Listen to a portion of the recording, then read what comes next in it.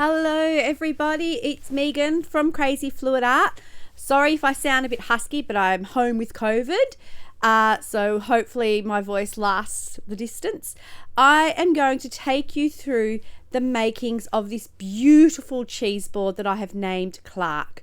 It's a beautiful mix of some pink and purples through some blooms.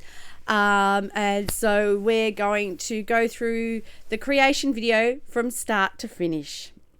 But before we head on to getting on through that, I would like to do my acknowledgement of country. So I'd like to acknowledge the traditional custodians of this land. I pay my respects to the elders past, present and emerging, for they hold the memories, the traditions and the culture of Aboriginal and Torres Strait Islander people across the nation. It is absolutely always my pleasure to be able to create these amazing artworks on the land they once owned. So here we are with Clarke. So I've already done the pre-board prep where I've wrapped it up in some Glad wrap, taped my borders, taped the back and gessoed.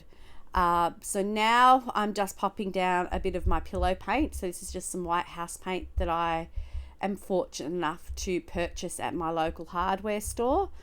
By popping down a coat of your pillow whenever you're doing blooms or swipes or any sort of fluid art, it helps your design and your paint flow. If you just stick it straight down onto your canvas, for this being wood, it is more difficult for it to flow and for that design to be created, or when you spin it, it doesn't actually spin or swipe off as smoothly as if you had your pillow down. So as I mentioned earlier, I have COVID, so my breathing while I'm talking might be a little bit difficult, so I apologize in advance for that. So now I'm just getting my pillow consistency for my bloom ready to go, and then we'll get on to popping our colors. I actually can't remember what colors I've actually used for this, so hopefully I show you all. Otherwise I'm going to have to dig back through the archives to find them. So I'm just making sure here that my pillow is on all of my sides, because when I'm doing blooms or swipes, they don't always tip over the edges. So at least this way I've got a nice even coverage of my sides. Even though I've gessoed, the gesso doesn't look great, when you go to remove your tape and you've got just swatches of gesso and then paint. So that's why I'm going through and using my fingers here to ensure that all my sides have a nice smooth covering of paint. That also helps if the paint does go over the side when I'm moving my boards around or spinning my boards. It then also helps the paint flow off and you get this beautiful edge on your board. As you might have remembered if you've watched some of my previous videos like Jack, when I'm taping my boards up in preparation for painting, I only tape half of my side so the paint doesn't trip all the way down to the bottom of the board. It only goes to half of the sides of the board, and that's so my resin can pop over. So here I am using a boom gel. I love my boom gels. This I think is, I'd have to go and check the color. I think it is a baby blue, an iridescent baby blue. I will confirm these colors and pop them in the comments section of my YouTube description of the video, just in case I can't remember. This is definitely a phthalo purple, or no, actually I tell a lie, it's a Diox purple. I can just tell by the way that purple looks. That's definitely Diox purple, and I'm gonna guess it's Atiler because that's been my favorite Diox purple to work with. So you can see here I'm just smudging them on. There's no pattern, there's no way of getting, I'm just putting a little swirly bits of the paint down, and I like to do that for my blooms. I don't do the dots. I just find the swirls just look a hell of a lot better when I blow them out. It just gives you more uniqueness. I might actually do a video on some coasters coming up where I show you the difference between swirls and dots when you're doing your bloom. Now this is I think it's Hustle, And I've mixed it with a bit of iridescent pearl paint medium to give it a sparkle. It's a beautiful fluorescent pink, and I'm hoping it's Hustle, or is it Rave? I can't remember which one it is, but don't worry, I will put it in the comments. But it's just this beautiful, bright, vibrant pink, and mixing it with like a pearl iridescent medium, it just gives this beautiful glisten to it. Then I can't remember, what have I got coming up next? It's another Boom Gel. This is Royal Blue.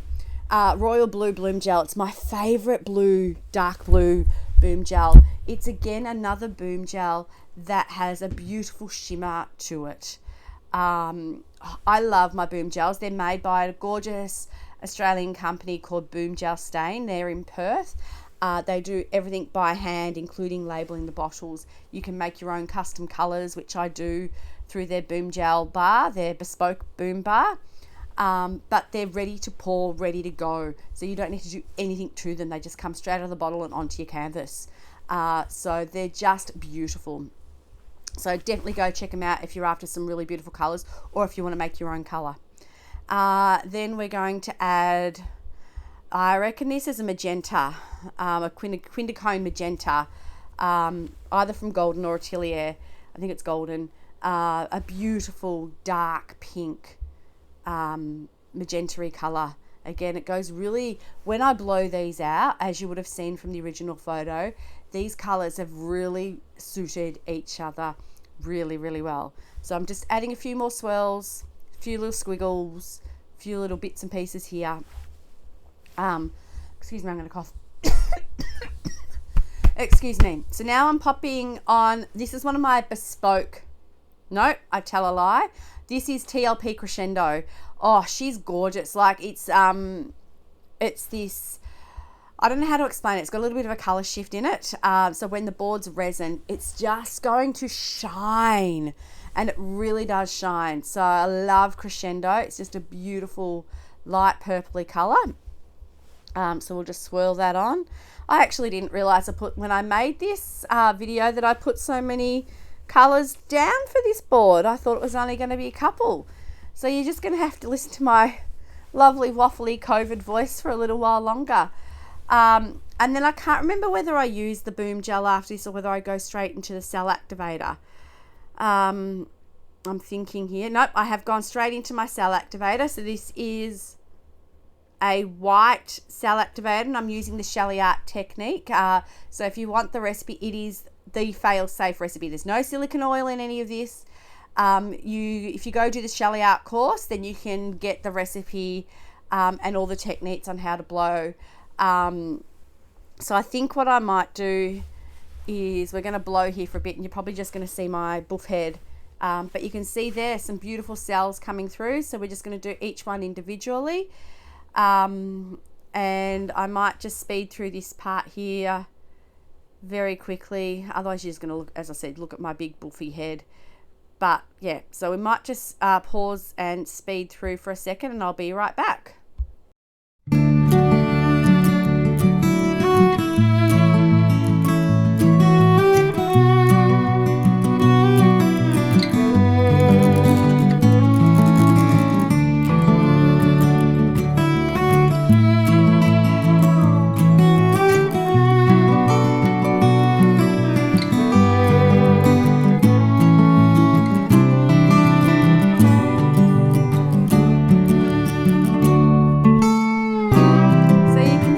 Here some absolutely stunning colors, and you can see on the couple that I blew out first how the cells have actually really started to gel and develop, and then the last couple there that the cells are still developing. I think I'm going to get a straw here and just fix up a few spots, excuse me, and then we will probably do some swirls on it just to fill out all the white gaps and just make it look a bit nicer. I can't remember if I spin this one or not. It's amazing when you make a video, and I've made this video, I made this board a couple of months ago, and I've only just decided now to put the video together, that you can forget what exactly you've done on the process until you actually go and watch your video. So I just used the straw just to spread out some of the cell activator and encourage some more cells to pop through where there's some big sort of white splodges of cell activator. So I just give it a gentle blow through a straw. Sometimes by using the straw, you can control where you're blowing more, because you're blowing from a distance. You can see exactly where you're aiming. Whereas sometimes when you've got your head down and close to that board, it can be a little bit difficult to see exactly where you're blowing or aiming your blow in a certain direction. So that's why using a straw is sometimes a good thing to do. I'm not sure. So I've just snuck off here. I've realized I forgot to get my spinner. So I've gone into my next room to grab my spinner so that we can spin this baby. You'll see I've got a non-slip mat there that will just stop my board flipping off when we spin, and we just give it some gentle spins to just spread the paint out, get the paint over, like I want it to come over the edges, as I mentioned earlier, but I also want it to come down on the tape as well. I don't want to have all these big white gaps in my finished product. So I've actually realized that because of the size of this board and where it sits on the spinner, I need to tape it down so that I can spin it a bit faster, and so that the board doesn't move and go flying and I lose all the hard work that I have done, which has happened before. So I'm just securing it with a bit of tape so we can give it a decent spin and get that paint flowing. This is not my favorite spinner. This is one I brought from IKEA, but I've got another spinner that I must have something sitting on it drying at the moment that spins just beautifully for my bigger products. Excuse me, I'm sorry about this. That this spinner just spins just that little bit slower. So I struggle sometimes to get my paint moving. Sometimes I feel like I have to spin it a little bit more. And depending on what you're looking at, whether you're going to spin one way, I usually spin both ways so that I can get the paint going everywhere. So now what I'm doing is scooping and dragging with a little FluidArt tool. So I'm just putting the tool underneath my paint, picking it up, and then just slowly dragging it across the canvas or across the board. So you'll see there I'm getting some nice little swirls, and that's just helping fill in the little gaps of the white. So I'm not having so much white space in there. Don't get me wrong, in some instances, and you'll see in some of my reverse whiteboards, the negative space looks amazing. But for this particular board, that is not what I am after. So that's why I'm taking the time to just get my small little tool and just scoop it and drag it a little bit. And if you do it right, you end up dragging your cells out. So you get this beautiful spread out of your cells with your paint. So now I'm just using my little swirly stick and going and swirling through the gaps in between, so you're not getting these hard lines between each bloom. So it just softens the palette a little bit, makes it flow just a little bit more in between. So obviously I've got 6 or 7 circles there that I bloomed on. I don't want those to be separated. So I'm joining them together by using my swirly stick to just combine with a couple little swirls so that it just looks flow. It looks really messy right now, but I can promise you, if you remember from the image at the start, that it actually has come up really, really nice. I've had it at a market stall recently, and another one of my resin artist friends, she was in my store a couple of weeks ago, and she's looked at going how beautiful it looks and how vibrant the colors have come up. And I think the Creschendo, using that as my last color, has really made the board pop when I've put the resin on. So it's really good with the choice of colors you use, remembering that usually the first color you apply and the last color you apply are usually the 2 dominant colors when you're doing a bloom. So the Creschendo, even though you can't see it here, it just shimmers when the resin's applied, and it just gives this board this just beautiful look. So we're just going to give it a couple more spins, get everything moving a little bit more. The reason why you also want to spin is you want to spread your paint out thin. You don't want to have big thick clumps of paint on your board, or you don't want your boards to have too much thick paint, because then when it dries, it's actually going to dry uneven and it increases the risk of things cracking, so that you end up with cracks all over your board. So I'm just fixing up a couple of things here, and that is pretty much the board painted. I leave it as it is to dry. I don't do anything here for now. I'll go put it on a nice flat surface, let it dry, let it cure. That can take up to 3 weeks depending on the temperature and the weather where you are, but that's pretty much where we're at now with this board. So I'll go pop it aside and we'll be back soon with the next stage. So now we're on to the next stage of finishing up our board. So Clarke has been sitting there for a couple of weeks now, so the paint's fully cured. So now we're going to remove all the tape and the Glad wrap.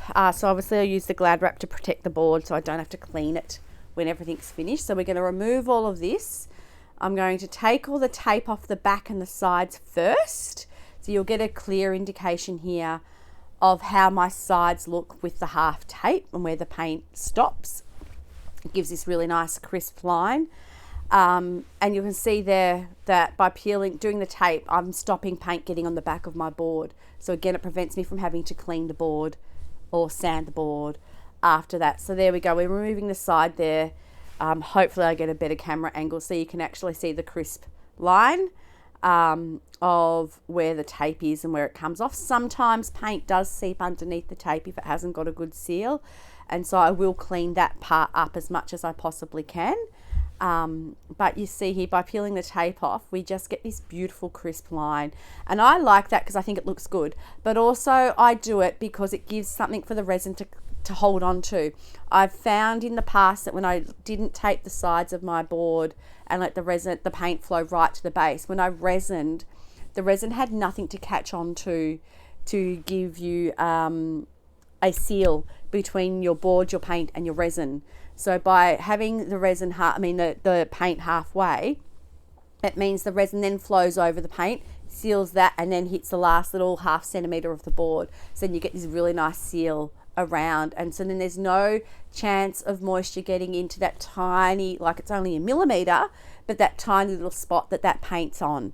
So that's why I do this way. Some people tape the whole sides of their boards, and I've done that a couple of times with some of my board. It depends on the board and what I'm doing, so that they don't have paint coming down the side of the board. And again, that's absolutely fine. It just depends what you're after. This is just the way I like to do things.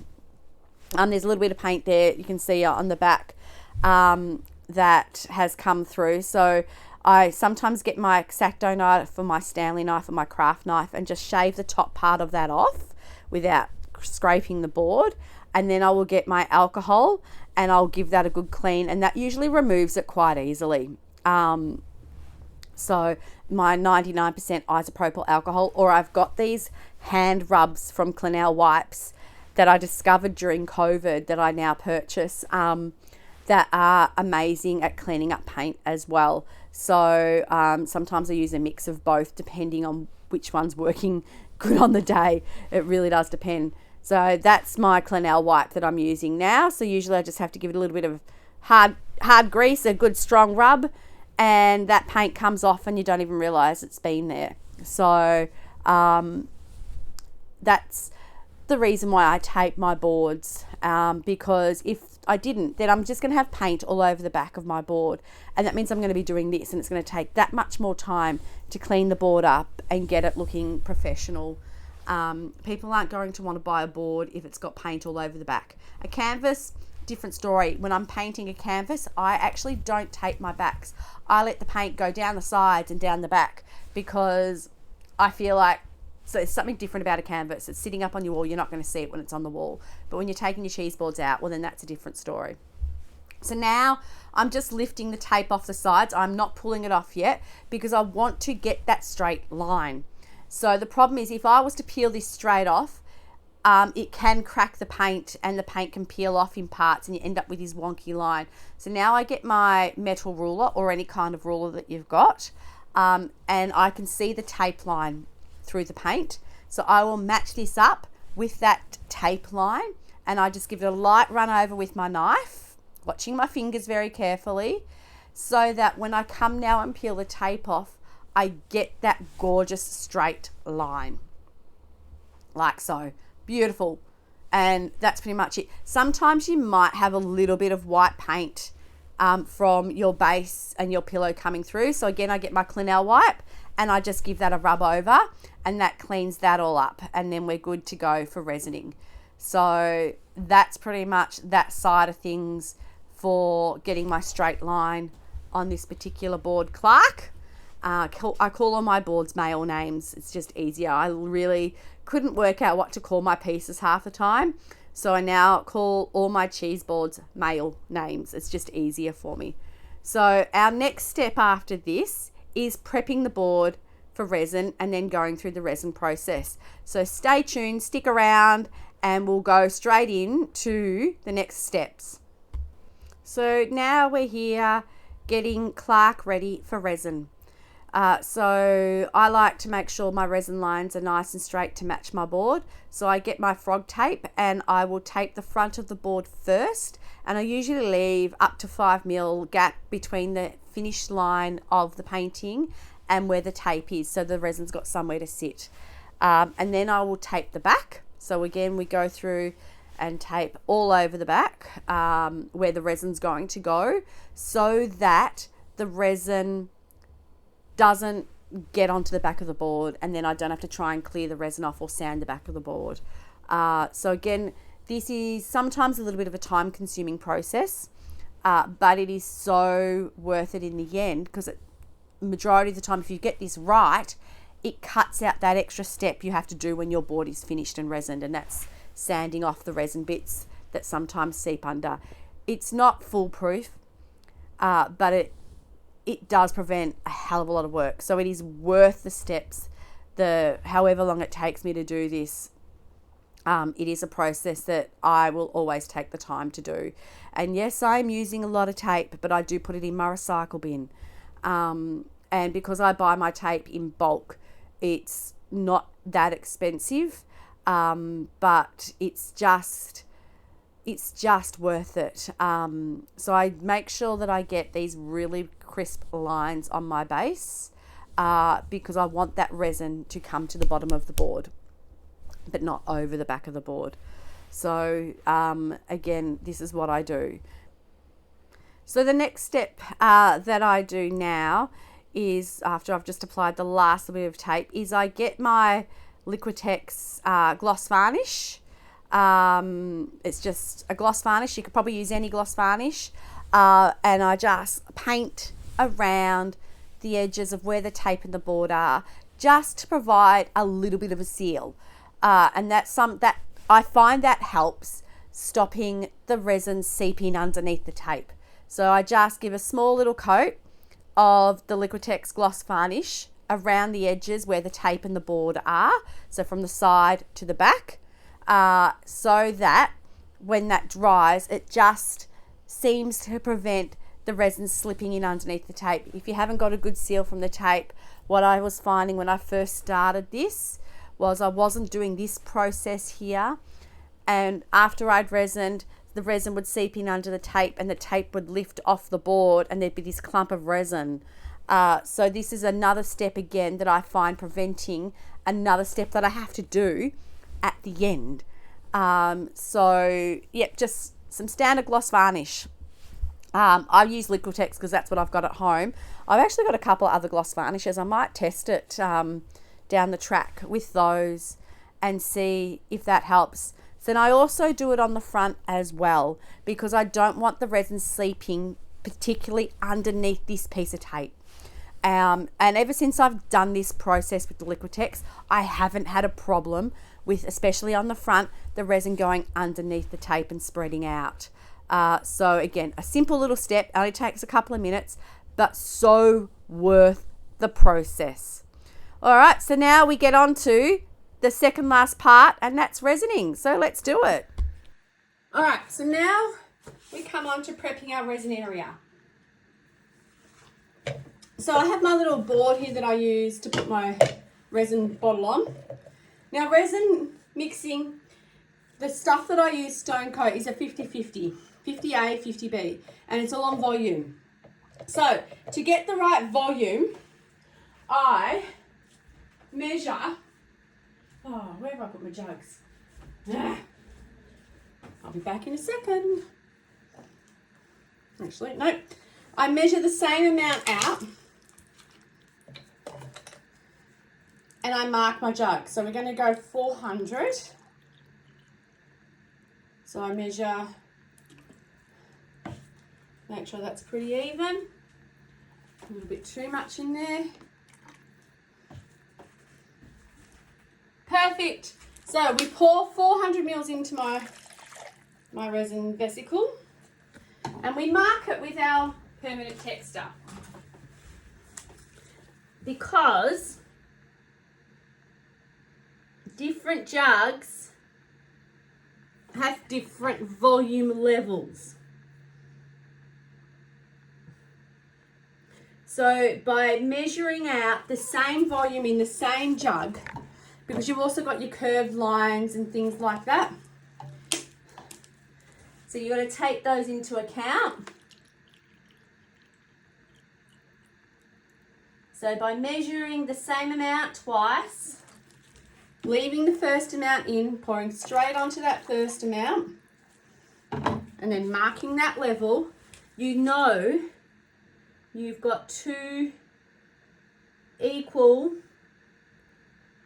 volumes of fluid. I just need to let that settle for a second. Because now I've just measured out 200 mils twice.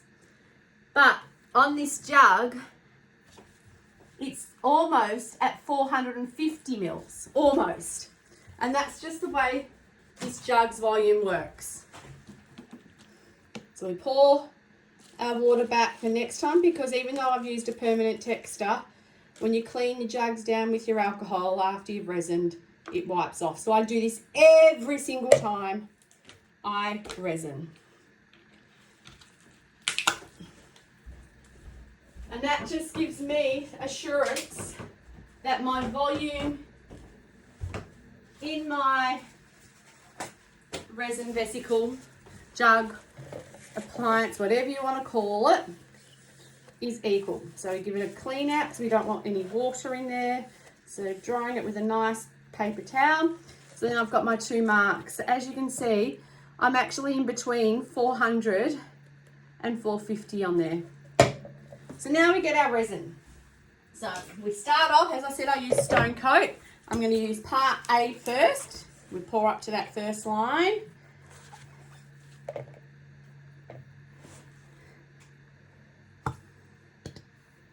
I love stone coat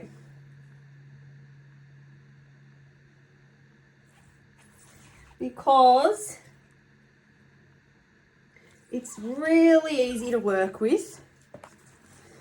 It's relatively, I'm going to say it's relatively safe. So they promote, this is stone coat B. So this just goes up from the second line up to the second line. There we go. So that way I know. There we are. I have equal parts of A and equal parts of B. Now, I recommend for everybody when you're resining to wear a respiratory mask. An N95, yeah, but this is mine. Mine's a proper resin mask. And that's just to protect you from any volatile organic compounds, or what we call as VOCs. I haven't put mine on yet because I haven't started mixing, so I haven't created a lot of aerosols. Stone Coat do promote their products as VOC free, but I only have one pair of lungs and I want to protect them, and even though they are VOC free, I'm still going to wear a mask. So I'm going to pop this on now. I'm going to play some music and we're going to get resining.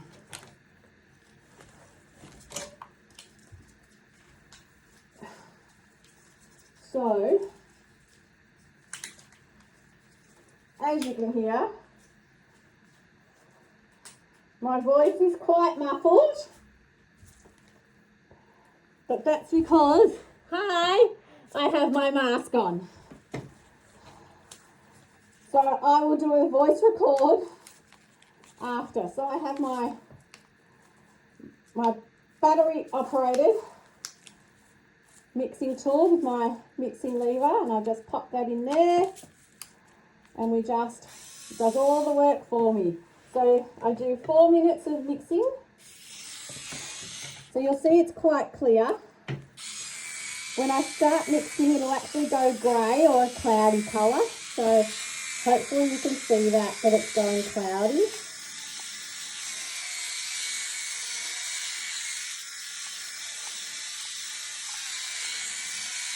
It's nice and cloudy there. I'm going to put this back down.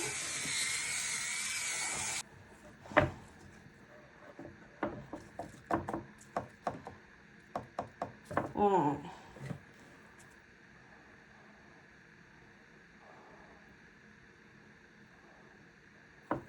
Probably a bit too much there.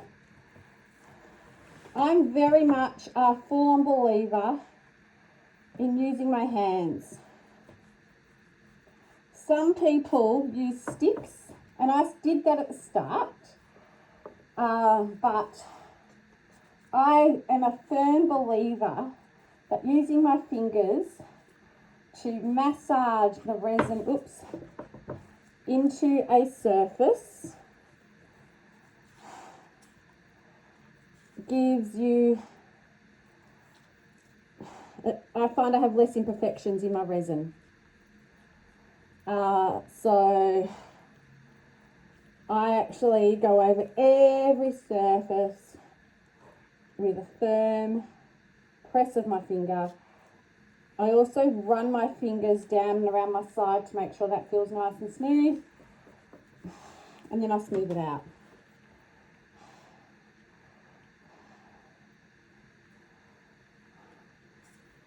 And I'm happy with that. So we'll go on straight on to our next board. And I don't know if you can see this, so I'll move it over.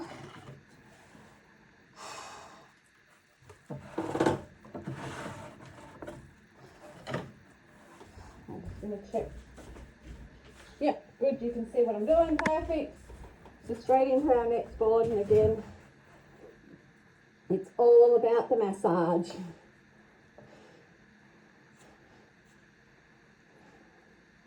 I'm basically dragging the resin everywhere I want it to be with a finger.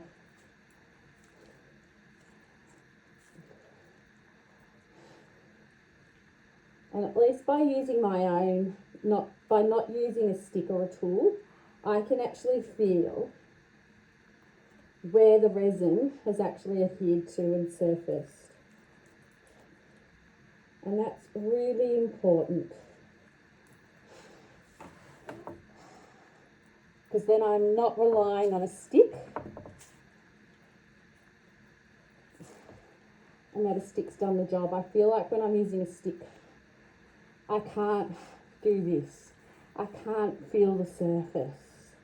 There's no connection between me and the surface I'm resining. And there we go.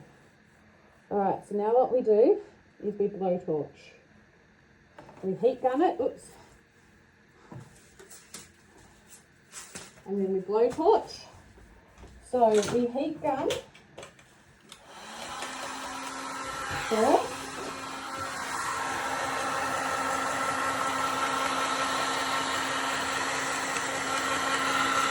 We keep it quick fast, and that just softens up the resin. That's hot. The micro bubbles, and we're going to do this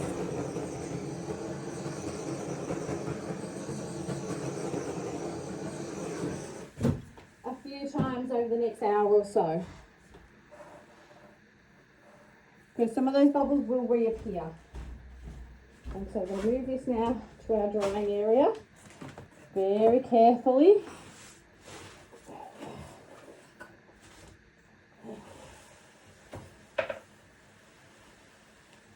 And just slide that in.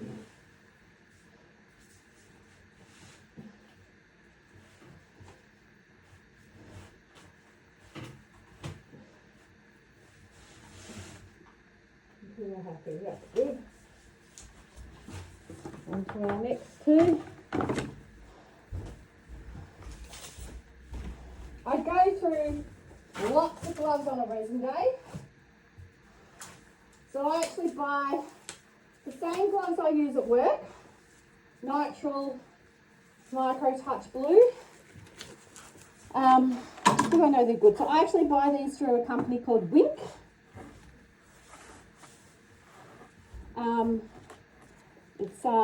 I contacted Nitrile, who make the gloves, and asked them about buying them, and obviously I'm not a big enough vendor to open an account with them, but they put me through to a supplier where I can order them from.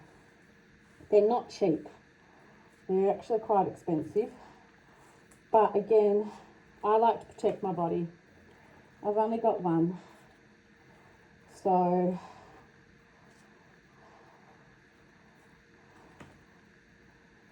it's all about the massage.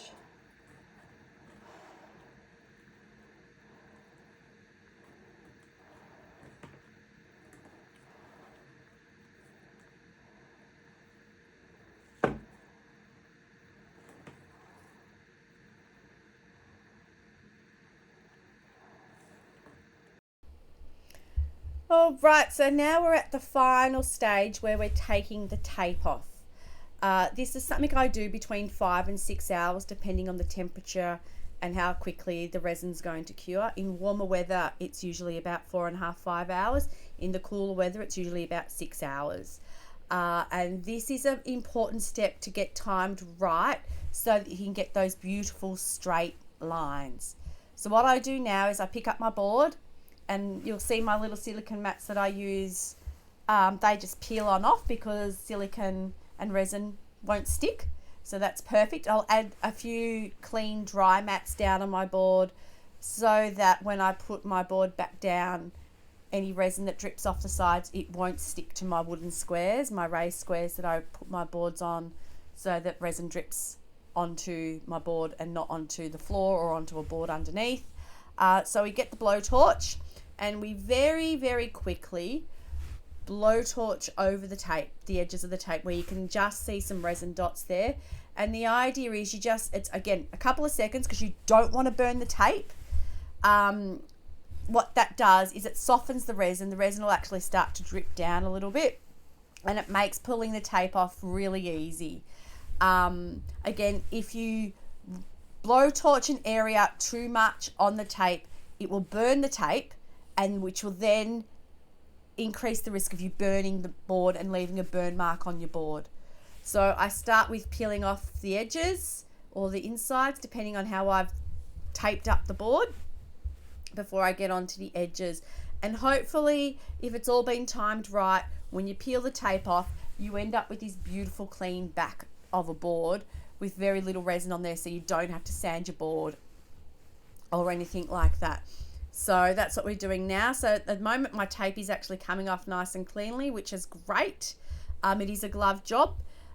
Sometimes if there is a little bit of resin on there, I will get my Clinell wipe that I used earlier to try and clean some of that resin off. There's a bit of glue on there I can see from torching. I must have torched a little bit too long in one area. But this is just a great little way of stopping the resin coming onto the back of your board. As I did earlier with the Liquitex medium, the frog tape, it just works perfectly.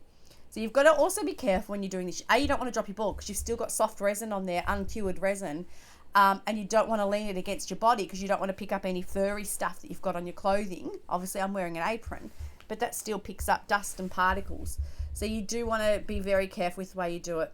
So now I'm just peeling off the edges the same way as I did when I had the board painted. So we're just peeling the edges off, and we're going to flip the board around. We're going to pop it back down on our table with our silicone mats, and we're going to get the blowtorch. And again, we're just going to lightly go over the edge of the tape and the resin. I don't know if you can see, but there is resin on the tape right down to the edge, but that's okay because we're going to peel this tape off, and it's going to give us a really beautiful straight line. So we're going to peel it away from the board. in a nice fluid motion, and if we're lucky, which I think we are, we're going to end up with a very beautiful straight line board, which we've got here. And that's pretty much all there is to it. So what I then do now is I just soften the edges up with a little quick blowtorch, and then when I store it, it will be stored on a little tilt to prevent the resin falling back over. But that's pretty much the board done. Excellent. So here we are with the finished piece of Clarke. I don't think Clarke really suits this board. It really should be a female name, but my boards have all got male names. My coasters have got female names. But you can see she's just beautiful. He is just beautiful. The colors just really complement each other really, really nicely. The cells aren't overpowering. The swirls we added in earlier make everything flow. It's just unfortunate you can't see the shimmer that Creschendo gives this piece. But you can just trust me that in the sunlight, the shimmer is just absolutely stunning. So I really hope you've enjoyed this video. Please like, subscribe, give me any comments. I love to hear feedback from people, and I will respond to any messages. But I hope this has given you a good guide for a good blooming cheeseboard. Blooming cheeseboard, or that could be a bit rude. Otherwise, stay safe, stay happy, and I will see you next time at Crazy Fluid Art.